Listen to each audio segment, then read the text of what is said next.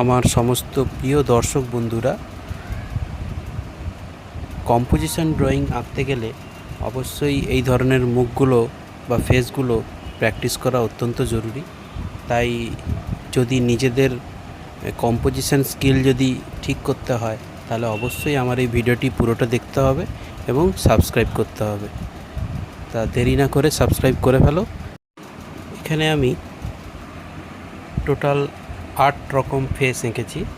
একটা হচ্ছে ফ্রন্ট, আরেকটা হচ্ছে সাইড, এবং ফ্রন্ট এবং সাইডের মাঝখানে ডান দিক বরাবর একটা যে ফেস হয় সেই ফেসটাও করেছি, এবং লেফট সাইডেরও একটা ফ্রন্ট আর ব্যাকের সাইড মাঝামাঝি একটা।